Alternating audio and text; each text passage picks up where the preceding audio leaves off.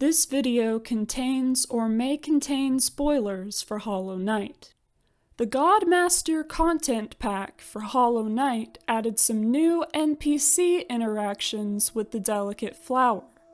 The knight is offered the option to give the flower to Elderbug, Nailmaster Oro, the Godseeker, Eternal Emilicia, and the White Lady. The first three will accept it, although Oro claims he won't at first, but the other two decline it. That got me thinking, what if there were other NPCs you could give the flower to? How would they react to it? Would they accept it? I'll be listing off several of my ideas in this video. Some NPCs who would probably be thrilled to receive the flower, similar to Elderbug, would be Charm Lover Salubra, Nailmaster Mato, and Bretta, since they all have an affinity for the knight and would adore any gift the knight would give them. Some others who might happily accept the flower are Cornifer, Iselda, the Seer, Nim, Divine, and the Snail Shaman.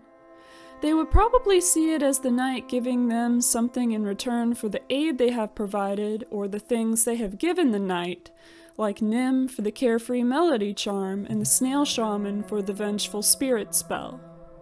Cornifer would definitely give the flower to Iselda, and she would probably give it to him too. Additionally, the Dung Defender would probably take it and become very emotional and nostalgic, seeing something that reminded him of his old friend and fellow knight, Zemer. Some others who might accept the flower could be Quirrell, Shio, Tuck, Confessor Gigi, Steel Soul Jin, Cloth, Mila, Fluke Hermit, the Stag, Bardoon, Mask Maker, Willow, Sly, Leg Eater, and the Nailsmith. Quirrell and Cloth, being adventurers, would probably be worried that the flower could be damaged if they took it with them on their travels, so they would probably find a place for safekeeping of the flower. Quirrell might put it in Queen's Station, for example. Mila and the Nailsmith might do the same thing, worried that their occupational activities could put the flower at risk for damage. Similarly, the Stag could be aware that the flower would be destroyed if he traveled with it, so he maybe would just leave it in whatever station the knight gave it to him in, or only accept it in Stag Nest and leave it there. Bardoon doesn't really move or do anything, so the flower would be safe with him. Same with Mask Maker. Gigi and Jin might wonder why you're giving them a flower instead of a rancid egg, but they would probably accept it nonetheless. Sly and Leg Eater might be slightly disappointed that it isn't Geo you're giving them, but that probably wouldn't keep them from accepting it. Tuck and Fluke Hermit would probably keep it as one of their treasures. Shio would definitely paint the flower once you gave it to him. Willow would probably try to eat it. There's also Millabelle. She might like the flower. If you gave it to her before the encounter in Pleasure House, she might see it as thanks for her banking service. If she still had it with her during the Pleasure House confrontation and you hit her to get your Geo back, that would of course destroy it. I guess you could also give it to her there once you've taken all the Geo out of her shell, and she might warily accept it, possibly regarding it as a token of apology for beating her up, or of forgiveness for her having stolen your Geo. You might be able to offer it to Brum before he becomes Nim, and maybe he'd still have it with him if you did the banishment afterward. I guess you could leave it with the Grubs and Grubfather too.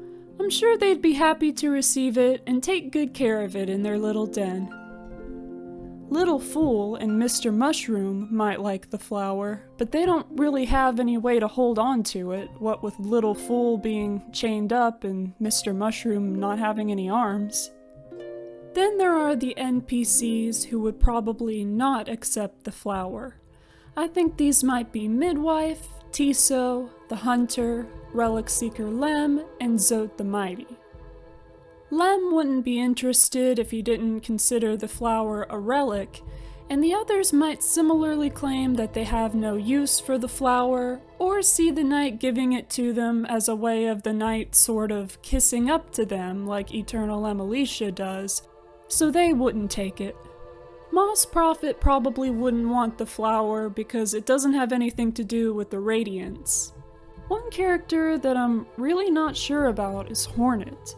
She doesn't really stay in one place long enough for the flower to be offered, except perhaps in the Beast's Den or the Temple of the Black Egg. The knight might offer her the flower in the Beast's Den as a way to make her feel better about her mother, or in the Black Egg Temple as a sort of thanks for her offer to aid in the battle with the Hollow Knight if the opportunity arose. After all, at these points in the story she has begun to trust the knight more and more. I still don't know if she would accept it in either of these situations, though. She might be worried in the same way as Cloth and Quirrell that it could be destroyed during her travels, so she may not accept it at all for that reason. If she did, though, I think her place of safekeeping for the flower might be her mother's former bedside in the Beast's Den. If the knight went back to where she was after giving it to her and listened to her again, she'd probably say that she left the flower somewhere safe, although she wouldn't be likely to share where. So what do you think? Do you agree or disagree with any of my ideas? Are there any NPCs I missed who might also accept or decline the flower? If so, let me know in the comments. Thank you for watching this video. Please give it a like if you found it interesting, and subscribe to my channel for more videos about Hollow Knight and other media. I hope you have a great day, and I'll see you next time.